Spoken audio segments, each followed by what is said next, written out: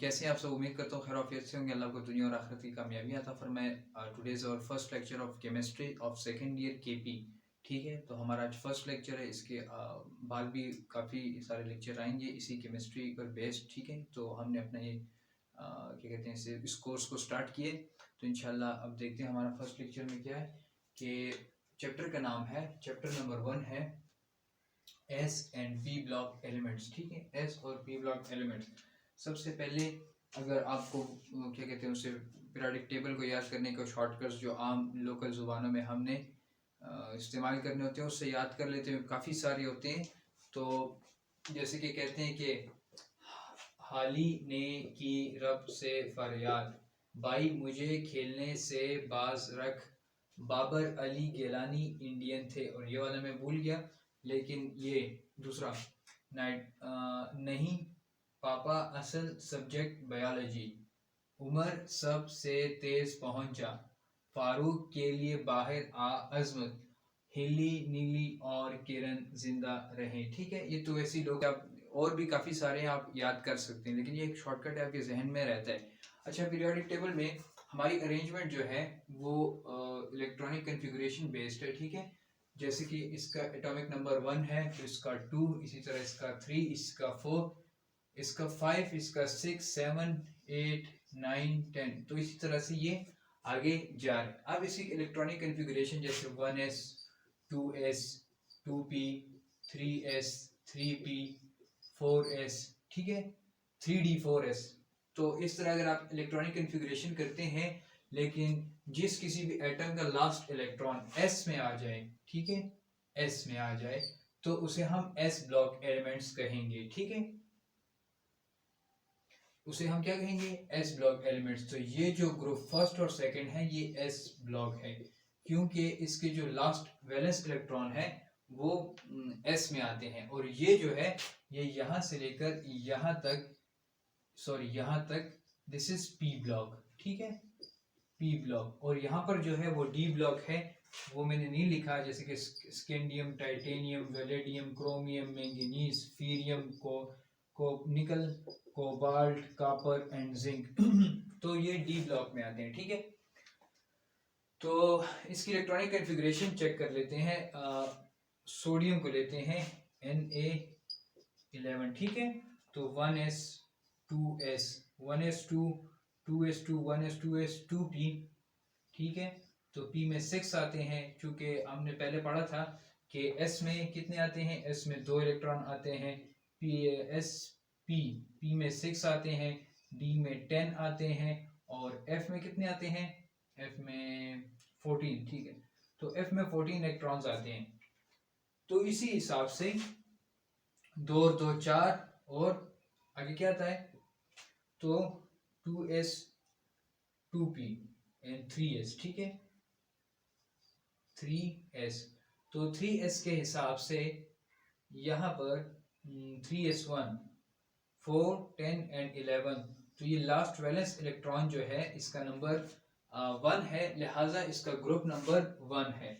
और इसमें शेल की तादाद जो है 3 है, लिहाजा ये पीरियड नंबर 3 में बिलोंग करता है, लाई करता है, सॉरी। ठीक है, तो ये रहा पीरियड नंबर 3।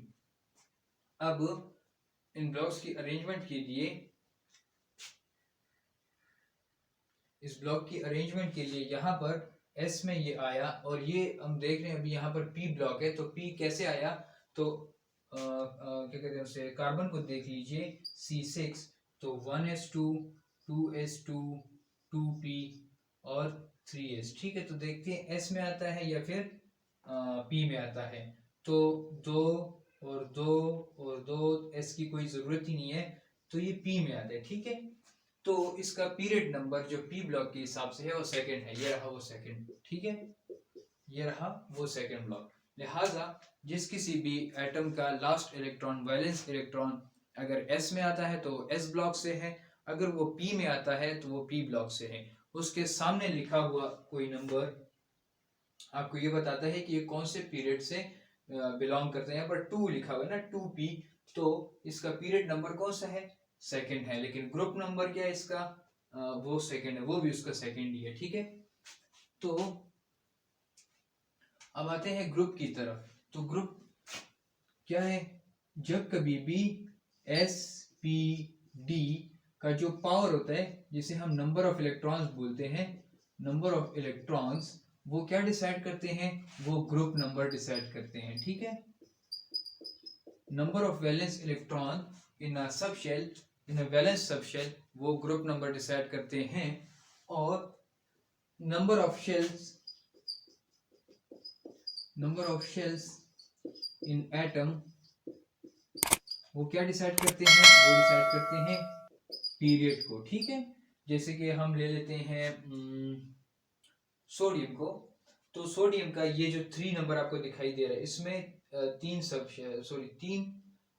शेल्स हैं। ये क्लोरीन में भी, सोडियम में भी 3 सब शेल्स, और शेल्स सॉरी मैग्नीशियम में भी, एल्यूमिनियम में भी, और सिलिकॉन, इसी तरह इन सब में 3 है। तो लिहाजा इसका पीरियड नंबर, सोडियम का पीरियड नंबर जो है वो 3 है। ठीक है, लेकिन सोडियम का ग्रुप नंबर देखिए, इसमें कितने इलेक्ट्रॉन है सोडियम में? सोडियम में भी हमने देखा था वो 1 है। तो इसका ग्रुप नंबर क्या है? That is 1। ठीक है, अब हम आगे देखते हैं थर्ड पीरियड को।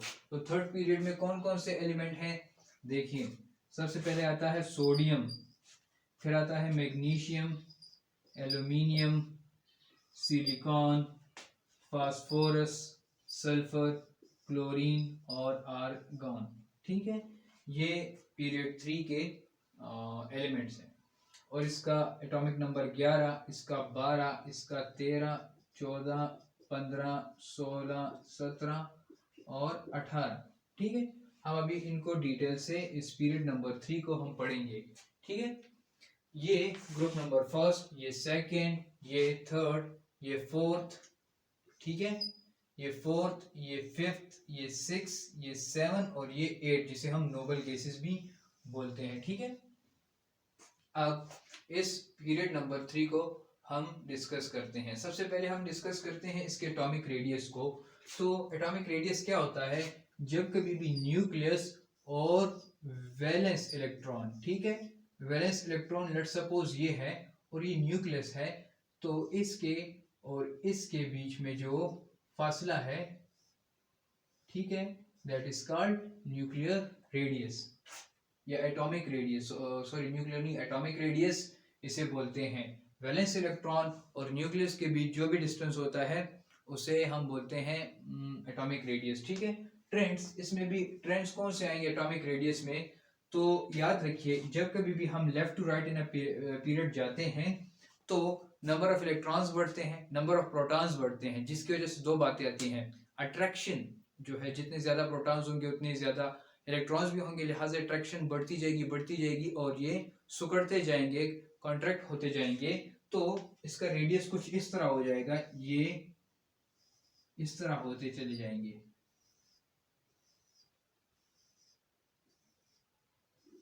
ठीक है, और ये इनका मॉलिक्यूलर स्टेट में वो इस हालत में होंगे, मॉलिक्यूलर स्टेट में, या क्या कहते हैं उसे, फ्री भी, ये सुकड़ गए होंगे। उसकी वजह ये है कि इनमें प्रोटॉन्स की तादाद ज्यादा होगी, इलेक्ट्रॉन्स की तादाद, अट्रैक्शन ज्यादा होगी। तो ये जो स्पेस है, इसमें ये जो स्पेस आपको दिखाई दे रही है, कम होता जाएगा। ये शेल जो है करीब होता जाएगा, ये वाला भी करीब होता जाएगा, ये भी कम होता जाता है। तो उसके रेडियस के कम होने की वजह से क्या कहते हैं, रेडियस के कम होने की वजह से क्या वजह होती है उसका?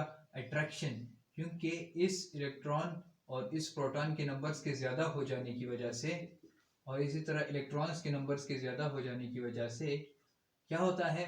अट्रैक्शन आ जाती है, और शेल्स नंबर चूंकि ज्यादा हो जाते हैं तो उन शेल नंबर, बात अभी कर रहे हैं एटॉमिक रेडियस की। ठीक है, तो एटॉमिक रेडियस, जब कभी भी दो एटम एक ही तरह के सिमिलर होते हैं, तो सिमिलर एटम जब भी कोई मॉलिक्यूल बनाते हैं तो उनका जो मॉलिक्यूलर क्या कहते हैं उसे, एटॉमिक रेडियस होता है, तो वो काउंट होता है। ठीक है, तो लिहाजा लेट्स सपोज हम क्लोरीन ले रहे हैं, तो ये क्लोरीन, ठीक है, और इस क्लोरीन के जब ये बॉन्ड फॉर्म में होंगे, ठीक है, तो इनका यहाँ से यहाँ तक ये रेडियस, ये क्या होगा? तो हम देख सकते हैं सोडियम ये भी एग्जिस्ट करता है, मैग्नीशियम भी, एल्यूमिनियम भी। तो ये Na और ये मैग्नीशियम M2, इसी तरह एल्यूमिनियम Al3, ठीक है। तो ये इस फॉर्म में एग्जिस्ट करते हैं। तो इसी हालत में इनका जो रेडियस काउंट होता है वो होता है मेटालिक बॉन्ड का रेडियस। और ये जो है नॉन मेटल, ये कोवेलेंट बॉन्ड बनाते हैं। तो उस कोवेलेंट बॉन्ड के रेडियस को जब काउंट किया जाता है तो वो डिक्रीज हो रहा है, ठीक है। और ये वंडरवाल फोर्सेस होती हैं क्योंकि आर्गन वो कहते हैं आर्गन बॉन्ड नहीं बनाता। तो जब ये ऐसे हालत में मौजूद हो कि इसे क्लोज लाया जाए दो एटम को, और इतना क्लोज आ जाए कि क्या कहते हैं उसे, इसमें मजीद रिपल्जन की कोई गुंजाइश ना रहे, तो उसे फिर वंडरवाल फोर्सेस बोलते हैं। और इस रेडियस को वंडरवाल रेडियस बोलते हैं, ठीक है। अब आते हैं कैटाइंस और एनाइंस कहाँ बनते हैं। तो कैटाइंस डेफिनेटली जब कभी भी किसी एलिमेंट पर प्लस चार्ज आता है, मतलब वो इलेक्ट्रॉन देता है ठीक है, तो उस पर प्लस चार्ज आ जाता है। लिहाजा इन जो ये तीन हैं, तीन पहले मेटल जो हैं, इनसे इलेक्ट्रॉन बआसानी निकाला जा सकता है क्योंकि इनकी इलेक्ट्रोनेगेटिविटी इनकी लो होती है, ठीक है। तो फर्स्ट जो है group, first A, second A and third A, इनके चांसेस क्या होते हैं कैटायन बनाने के, ठीक है। और एनाइन कौन से बनाते हैं, जो कि इलेक्ट्रॉन को अपनी तरफ अट्रैक्ट कर सकें। जैसे कि मैंने कहा ना कि जितने ज़्यादा प्रोटॉन्स बढ़ते हैं या जितने ज़्यादा इलेक्ट्रॉन्स बढ़ते हैं तो अट्रैक्शन की फोर्सेस ज़्यादा हो जाती हैं। लिहाजा यहाँ पर अट्रैक्शन कम होती है और यहाँ पर अट्रैक्शन थोड़ी ज़्यादा हो जाती है। तो एनाइंस के लिए हेलोजेंस बेस्ट हैं, ठीक है। एनाइंस उनकी इलेक्ट्रोनेगेटिविटी हाई होती है। और इसी तरह ग्रुप ये जो है 7th, ठीक है, ग्रुप 7 और ग्रुप 6 और ग्रुप 5, तो ये एनाइन बना सकते हैं। तो लास्ट वाले जो ये दो हैं ये एनाइंस बना सकते हैं क्योंकि इनमें जो क्या कहते हैं उसे इलेक्ट्रॉन को अपनी तरफ खींचने की ताकत थोड़ी ज़्यादा होती है, ठीक है। अब आते हैं आयोनाइजेशन एनर्जी, ये क्या होती है। तो आयोनाइजेशन एनर्जी होती है the amount of energy required, the amount of energy required to remove the valence electron from an gaseous atom, ठीक है। तो ये रहा एक एटम और इससे आप ये इलेक्ट्रॉन को बाहर निकालना चाहते हैं, ठीक है। तो जब भी किसी एटम से आप इलेक्ट्रॉन बाहर निकालना चाहते हैं डेफिनेटली आप उसको एनर्जी देंगे। तो जितनी एनर्जी चाहिए उसको बाहर निकालने के लिए क्या कहते हैं उसे इलेक्ट्रॉन को, तो उस अमाउंट ऑफ एनर्जी को आयोनाइजेशन एनर्जी कहते हैं। अच्छा, आयोनाइजेशन एनर्जी पर और किलो जॉल मोल भी इसमें, किलो जॉल पर मोल, ये दोनों यूनिट इसके लिए इस्तेमाल हो सकते हैं। फैक्टर अफेक्टिंग आयोनाइजेशन एनर्जी, तो फैक्टर अफेक्टिंग आयोनाइजेशन एनर्जी में सबसे पहला जो आता है वो है न्यूक्लियर चार्ज, ठीक है। न्यूक्लियर चार्ज कैसे है, जितना ज्यादा न्यूक्लियर चार्ज क्या कहते हैं उसे ताकतवर होगा तो उतनी ही ज्यादा आपको एनर्जी देनी पड़ेगी। सेकंड पर है शेल्डिंग इफेक्ट, शील्डिंग इफेक्ट होते हैं, ठीक, शील्डिंग इफेक्ट भी इसे बोलते हैं, शील्डिंग इफेक्ट भी बोलते हैं। तीसरा है इलेक्ट्रॉनिक कॉन्फ़िगरेशन और चौथा है रेडियस, ठीक है, radius of valence shell of last shell, ठीक है, या ये भी कह सकते हैं। तो रेडियस भी इफेक्ट करता है। और इलेक्ट्रॉनिक कॉन्फ़िगरेशन में दो बातें आती हैं, एक होता है स्टेबल और एक होता है अनस्टेबल, ठीक है।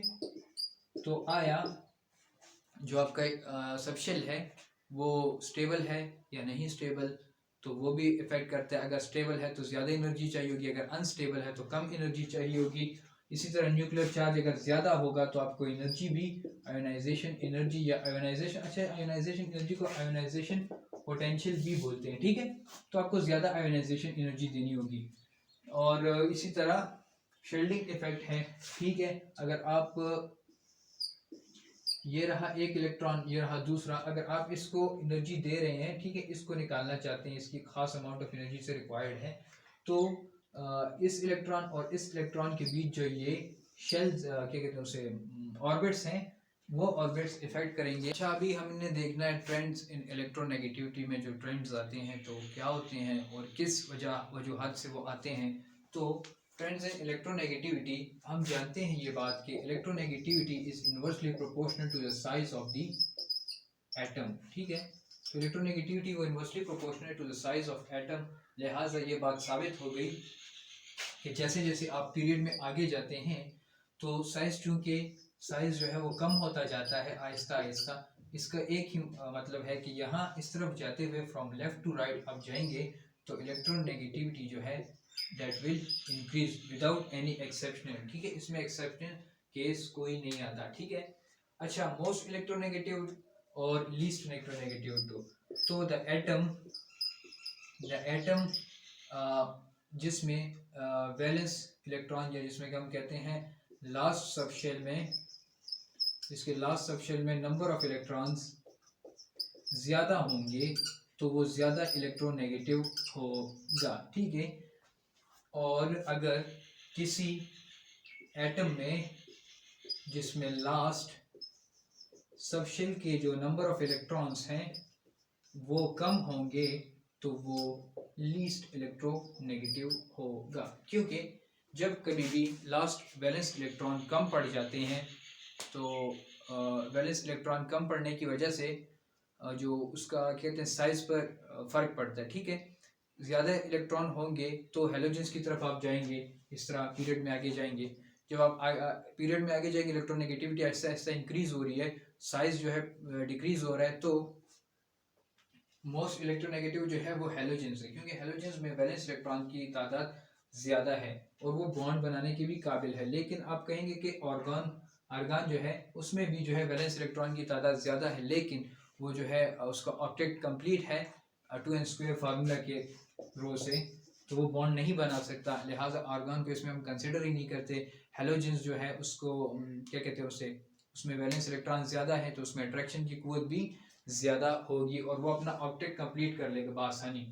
और यहाँ पर जो मोस्ट इलेक्ट्रोनेगेटिव होते हैं दैट आर हेलोजेंस। ठीक है, हेलोजेंस क्योंकि उनमें जो वैलेंस इलेक्ट्रॉन होते हैं, वैलेंस इलेक्ट्रॉन वो ज़्यादा होते हैं, लिहाजा वो अपना ऑक्टेट जल्दी कंप्लीट कर लेते हैं। और जो कि लीस्ट होते हैं जैसे कि अल्कली, ठीक है, अल्कली मेटल्स, तो अल्कली मेटल्स में जो है वो एक इलेक्ट्रॉन देकर अपना ऑप्टिक या जो कहते हैं उसे 2n² फार्मूले के हिसाब से अपने शेल का नंबर एडजस्ट करते हैं। ठीक है, इसके बाद है इलेक्ट्रिक कंडक्टिविटी। तो इलेक्ट्रिक कंडक्टिविटी हम पढ़ेंगे, what is electric conductivity, the ability of a substance, the ability of a substance to conduct electricity without having any change in its composition is called electric conductivity. ठीक है, इसे कहते हैं जब कभी आप एक सब्सटेंस से, लेट्स सपोज एक सब्सटेंस हमने लिया,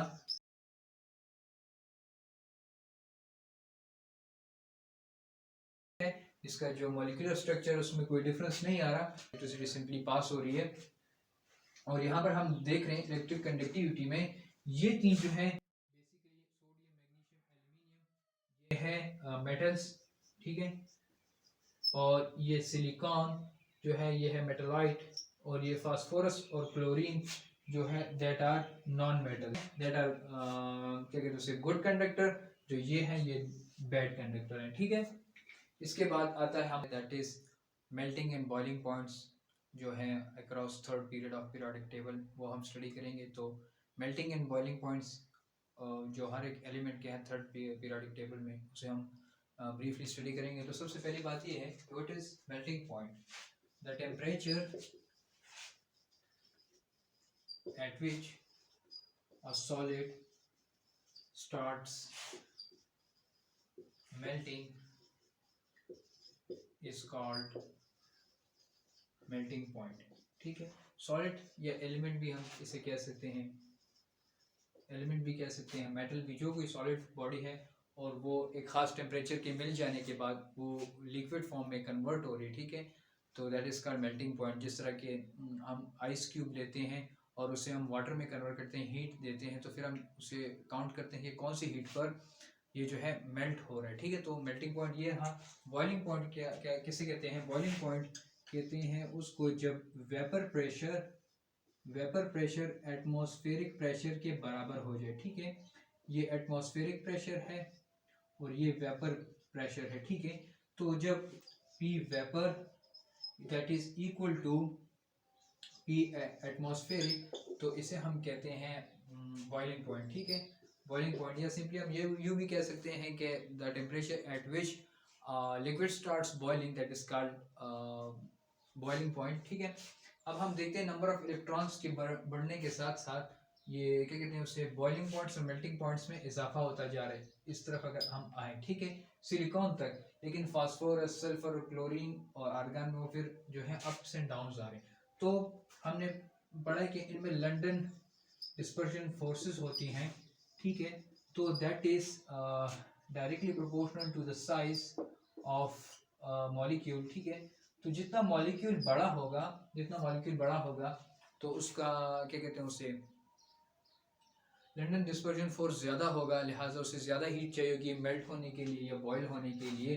तो S8 जो है वो बड़ा मॉलिक्यूल है बनिस्बत P4 के, इसीलिए उसका जो है मेल्टिंग पॉइंट या बॉइलिंग पॉइंट की वैल्यू ज़्यादा आ रही है।